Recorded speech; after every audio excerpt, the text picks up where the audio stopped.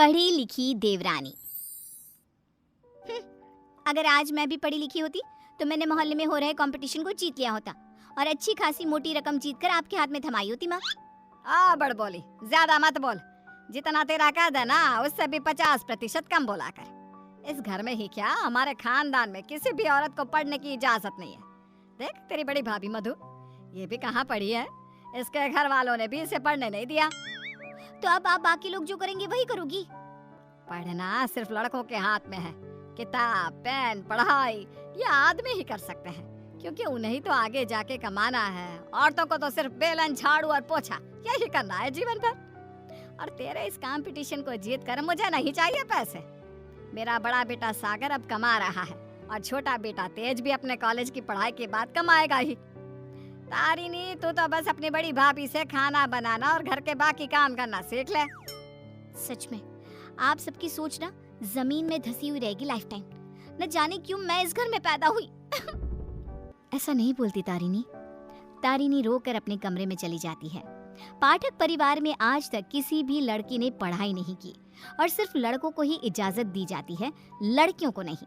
बिंदु के 2 बेटे होते हैं। बड़ा बेटा सागर जो एक अच्छी नौकरी करता है और उसकी बीवी मधु है, और छोटा बेटा तेज जो अभी कॉलेज में अपने लास्ट ईयर की पढ़ाई पूरी कर रहा होता है।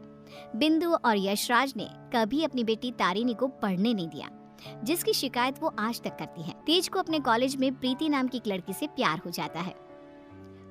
प्रीति, वो दरअसल मुझे ये बात तुमसे बहुत समय से कहनी है। कल इकोनॉमिक्स के क्लास के बाद मैं तुम्हारे लिए रुका भी था, लेकिन तुम चली गई। बोलो ना तेज, क्या हुआ? क्या कहना है तुम्हें? प्रीति, अब मुझे तुमसे प्यार हो गया है। क्या तुम मुझसे शादी करोगी? देखो, हम पिछले 5 साल से एक दूसरे को जानते हैं। आई नो तेज, जैसे तुमने अपने जज्बातों को मन में छुपा के रखा, वैसे मैंने भी छुपाया। मैं भी तुमसे प्यार करती हूँ, लेकिन मैं तुमसे शादी कैसे कर पाऊंगी? क्यों? कौन रोक रहा है हमें? जहाँ तक मुझे पता है हमारे शहर में लड़कियों को पढ़ने नहीं देते, ना ही पढ़ी लिखी लड़कियों से शादी करवाई जाती है। तुम्हारी बहन तारिणी भी नहीं पढ़ पाई ना अब तक। I know. फिर तुम्हारी माँ कैसे मानेंगी? तुम इस सब की चिंता मत करो, I'll fix that all। बस भरोसा और हिम्मत रखो। तेज घर जाकर अपने माता पिता बिंदु और यशराज से बात करता है इस बारे में, और प्रीति के बारे में जानकर बिंदु और यशराज कहते हैं, तू बोरा गया है क्या लल्ला? देख, ये सब हमारे घर में ही नहीं, राज घरानों में भी होता है। अब प्रीति के माँ बाप होंगे फिर फुरी, लेकिन हम नहीं। हाँ बेटा, ये शादी कतई नहीं हो सकती। शादी में लड़का आगे और लड़की पीछे होती है। वैसे ही जीवन में भी पत्नी पति से एक कदम पीछे ही होनी चाहिए। ठीक है, अगर आप लोगों को ये सही लगता है तो मैं भी वही करूंगा जो मुझे सही लगता है। अब आप सब मेरा मरा हुआ मुंह ही देखोगे। गंगा जल तैयार रखिएगा।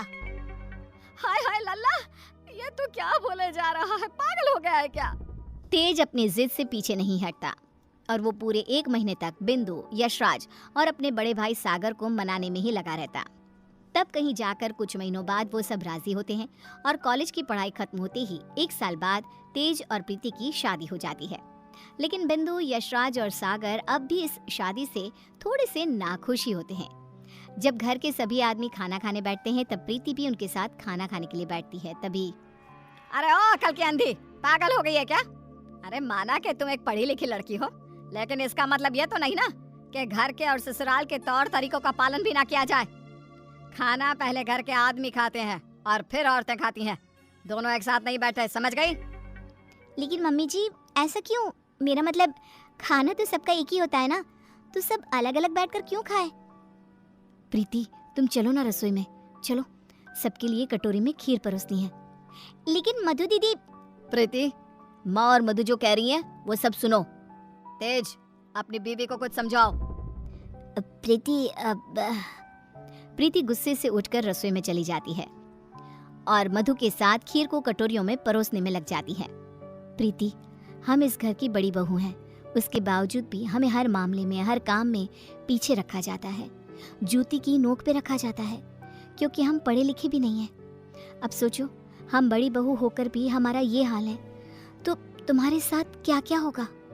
मधु दीदी, आप पढ़ी लिखी नहीं हो, इसमें आपकी कोई गलती नहीं है, लेकिन ये जो कुछ भी हो रहा है ना, आदमी और औरत का भेदभाव, ये सब ये सब बहुत ही बेकार और इलॉजिकल है। आज दुनिया कहाँ से कहाँ पहुँच गई है। आज के जमाने में औरत आदमी के साथ कदम से कदम मिलाकर चलती है। खैर, अब हम और कर भी क्या सकते हैं, लेकिन हम अपने आप को बहुत भाग्यशाली मानते हैं। क्यों मधु दीदी? क्योंकि हमारी एक पढ़ी लिखी देवरानी जो है।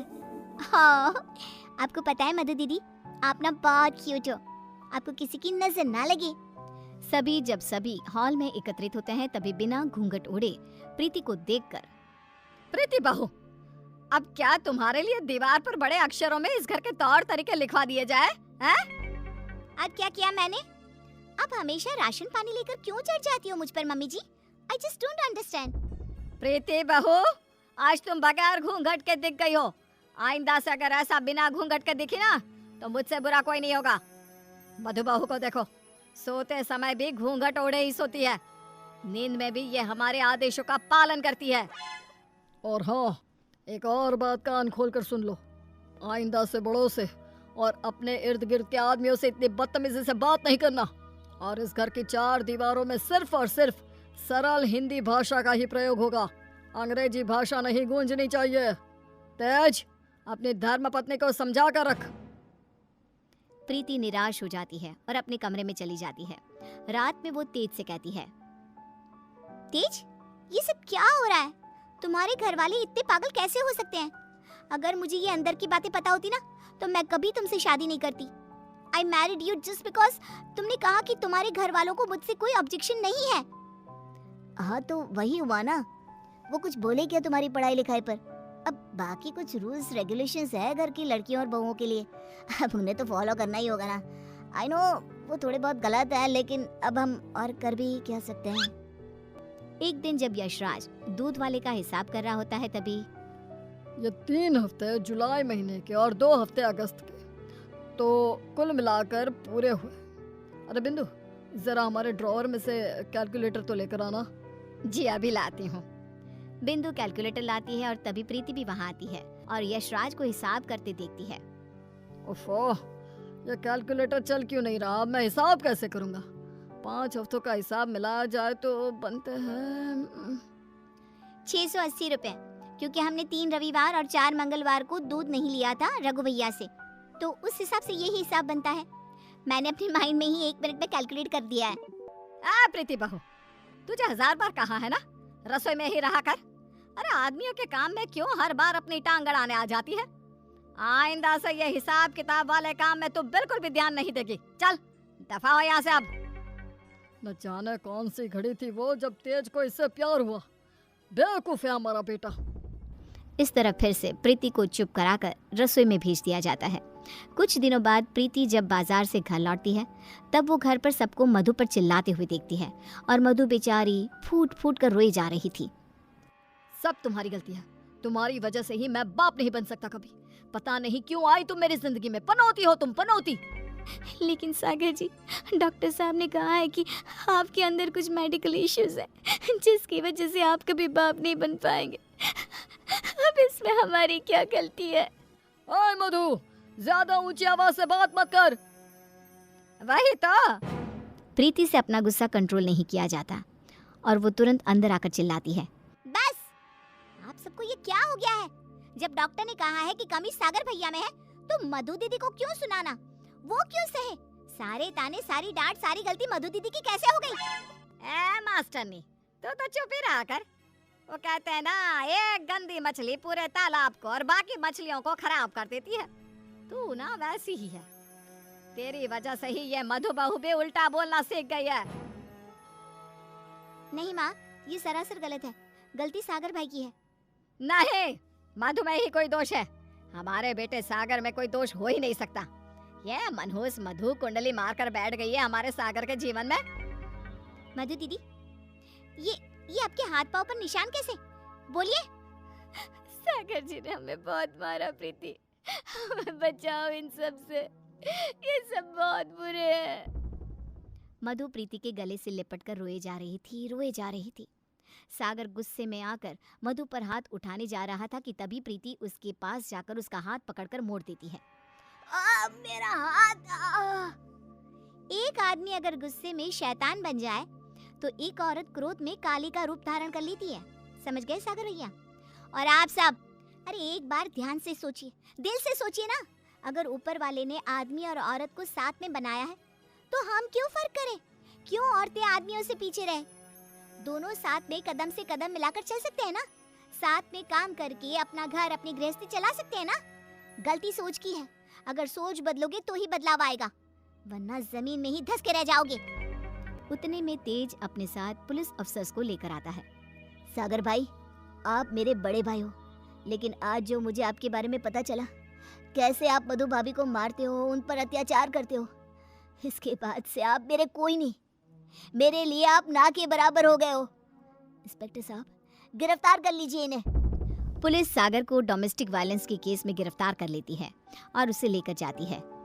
माँ, पापा, प्रीति और मैंने फैसला कर लिया है कि हम अब इस घर में और नहीं रहेंगे और अकेले किसी शहर में जाकर रहेंगे। मधु दीदी और तारिनी भी हमारे साथ चल सकती हैं। इस तरह तेज और प्रीति वहां से चले जाते हैं और मुंबई शहर आकर तारिनी और मधु दोनों भी पढ़ने जाती हैं और सभी अपना जीवन खुशी से बिताते हैं। वहीं बिंदु और यशराज, जिन्हें तेज हर महीने पैसे और खत भेजता है, वो दोनों अपने बच्चों की याद में रोते रहते हैं और उनकी खतों को ही पढ़ते रह जाते हैं।